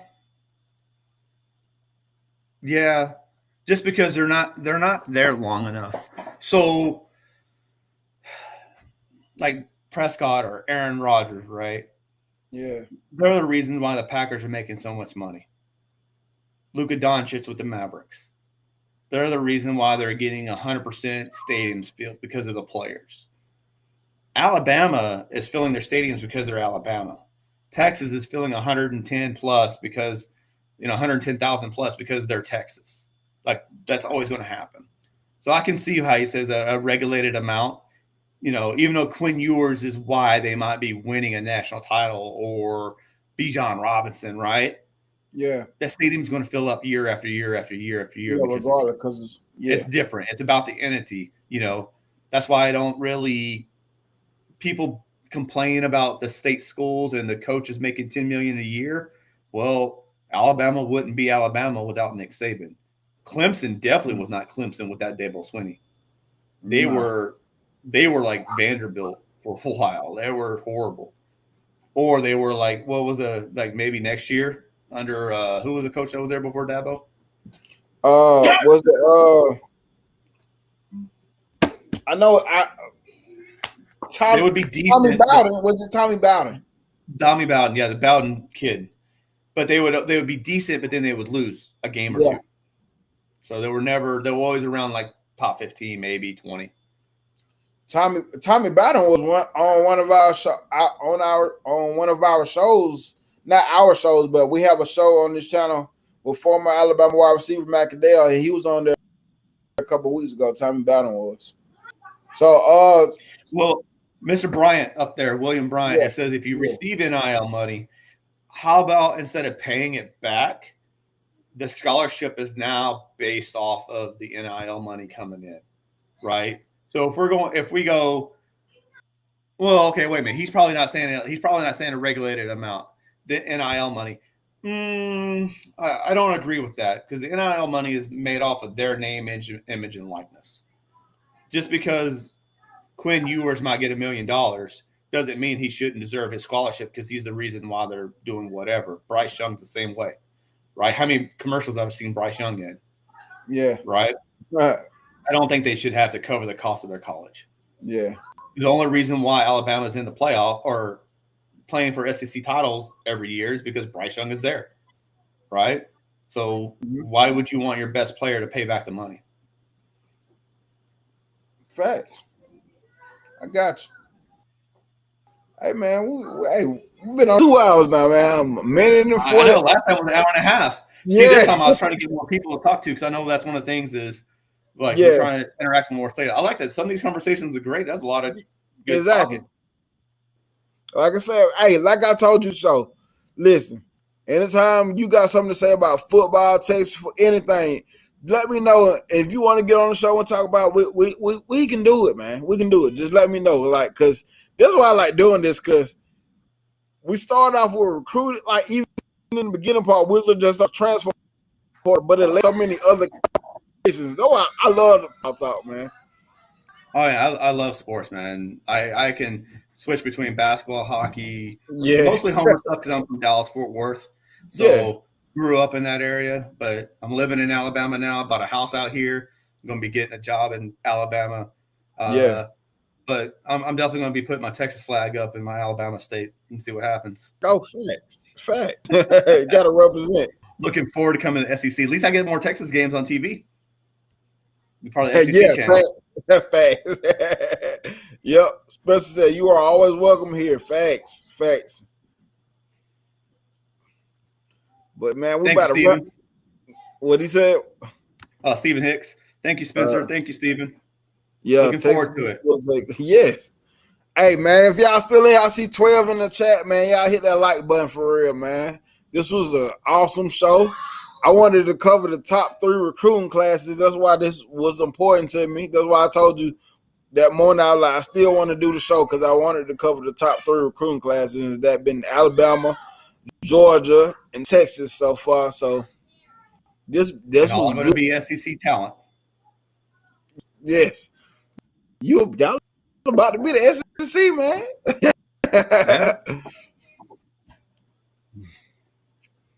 Yeah, so gotta wrap it up. Thank everybody for tuning in. It's been another episode of the Special Teams Podcast. And please, no Texas fans, anybody fans, y'all please share this with everybody, man. Let's try to get the views up on this thing and the likes up on this thing. Let's get it going, man. So tomorrow I will be doing a Alabama versus Kansas State tomorrow. We'll be doing that at 7 o'clock Eastern Standard Time, 6 o'clock Central Time. So please, y'all tune in. Y'all let all the Bama fans know about it. And if you know a Kansas State fan, let them know about it. And we're gonna talk about. I'm gonna say this. Go ahead. Y'all they better not sleep on them. Kansas State wasn't in the Big Ten title game because they were bad. They're about to show something. Hey, I got a breakdown on it. Look, listen, I'm a truthful sports guy. I got a good breakdown on that thing. And one of the things I'm gonna say that Alabama has not beaten a 9-win team this season. They haven't? Nope. Yeah. I mean, they definitely can beat K-State. K-State can be beaten, but they're going to punch you in the face, and they're not going to back down. They don't care about stars. That's their whole mantra. We're the Little Apple, Manhattan, Kansas, but we're the little guys. We're a bunch of 3 stars. We're a bunch of this. We don't get big recruiting classes, but guess what? We're always in the top 10 or top 15. You know, that's their culture, and they're going to punch you in the face, and they're going to take your best hit. Mm-hmm. Yep. That's Texas why beat them this year. Texas beat them. Mm-hmm. It was a close game, though, right? It was. Yep. It was. We got lucky. I'll say we got lucky, but kind of like Anthony Cook came in. I thought he was going to get called for targeting, and he hit Gonzalez, the running back. He's a running quarterback, and he fumbled it. But they were going to go for the drive to win the game. It was that close. It was a fumble at the last minute or so. Hey, man, thank you, Spencer. Thank you, Stephen Hicks, for that. Thank you. And see, I'm gonna talk about too. Like Kansas State, they got 3 losses, but good losses. And you know what I'm saying? Like it wasn't like they got destroyed. In I think one of those games, both of the quarterbacks got hurt or something like that. So, I will say, K-State will pose over than us Bama fans. Most Bama fans think. Oh yeah, they will. Like I said, they are the blue collar. I'm going to take my lunch pail and I'm going to hit you in the mouth and see what happens. They're not going to be scared. Yep. They're not scared. Yep. So, but y'all, this is a wrap. Appreciate y'all. And somebody else said something at one time about Texas. They said something good about Texas. So, like, welcome to the SEC, something like that. But yeah. I can't find it, but yeah, man. But we're about to end this show, man. All right, man. Y'all tune in tomorrow. Make sure y'all tune in tomorrow. Let everybody know about tomorrow. Like I said, I have Kangaroo Black and Rags to Fitness. If you are on this channel right now, please go subscribe to Rags and Fitness and leave in the comments and tell them Nick Saban Jr. sent me to this channel. Comment and like his videos and tell them Nick Saban Jr. in the comments sent you to this channel. And see y'all tomorrow. Peace out. Roll Tide and hook 'em. That's right.